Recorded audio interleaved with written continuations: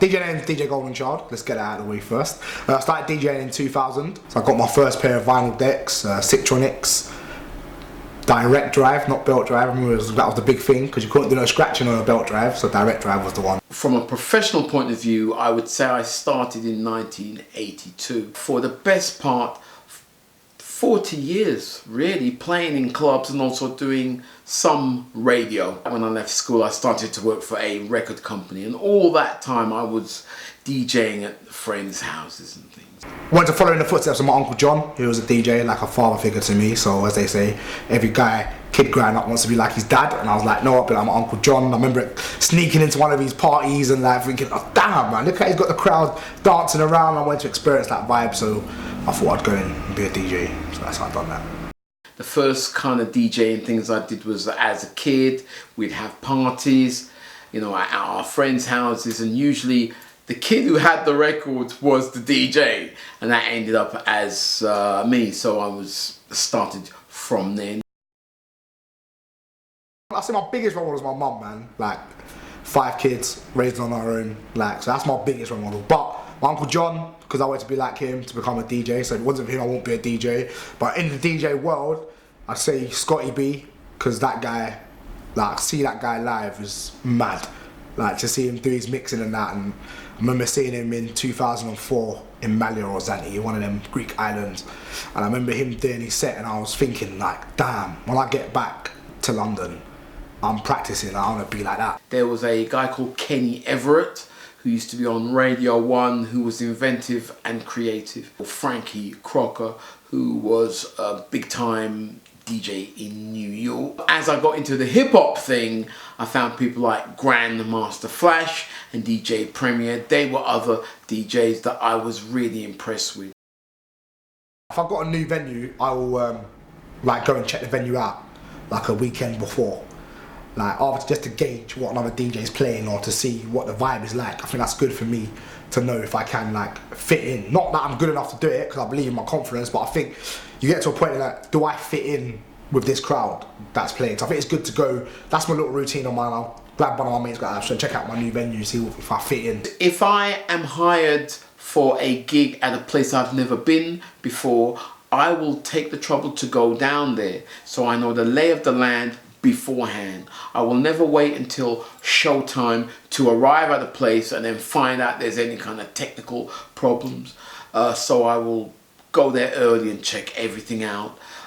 When I do the actual gig, I'll make sure that I'm there at least 30 minutes to an hour before I'm supposed to start playing. One of the things that I will do is whoever is hiring me, I will find out beforehand what is the style of music, what do they expect from me. I'll do my homework, which is what I would say to any DJ. Do your homework beforehand. You do not just turn up.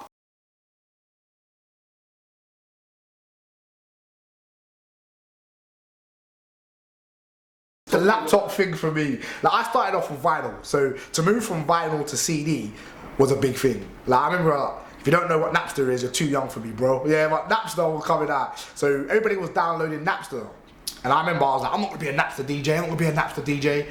And now I see the laptop thing, and I've just seen, like, being around too many people, like, either not using headphones, and it baffles me. So I'm like, how are you mixing then? Like, the whole art of mixing is beat matching. So if you're doing it on a laptop, don't get me wrong, there's some laptop DJs that do it and they're still DJing, but for me, too much can go wrong as well. Like, if your laptop dies like they do, or the battery goes, or the screen just crashes, like, what do you do then? Do you know what I mean? I use 2 memory sticks. Now, if I lose one of the memory sticks, I can still jump on a CD and put my CDs in. Even though I don't bring them, but I can still ways around it. I just think with a laptop, for me, like, nah. We're now in an age where we've gone past CDs, we have laptops, USB sticks where all the music is on a tiny little piece of plastic. Not that I find it difficult, I find it at times disheartening when you see suddenly, you know, there is a laptop where you had 2 decks. Now, I'm not saying that this is wrong, because for the kids coming up. This is the norm and this is the future. So I'm not against it, but I like something tangible that I can hold. That's why I suppose I use CDs. If not CDs, I will use vinyl. The public listening, whether at a club or when I'm on the radio doing the radio show, they don't know or care how the music is being given to them. They just want to hear good music.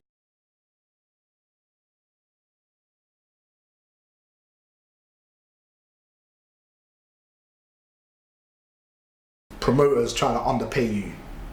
Number one con. Back in the day, that happened all the time. Like, remember, I love a story when I first started. It was like a community hall. So I was only getting paid £30 for an hour set. So this is going back. And I remember the place was packed. At the end of the night, I was like, yeah, done my set. Like, and the promoter was like, yeah, wasn't that busy tonight, so I can only pay you a tenner. I'm like, hold on a minute. It's like 150 people in there. Like, yeah.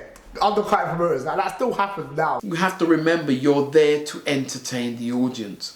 There is a problem, and I've seen this all the years I've been DJing, of some DJs not really looking at the audience. They're playing what they feel comfortable playing, whether it works with the crowd or not.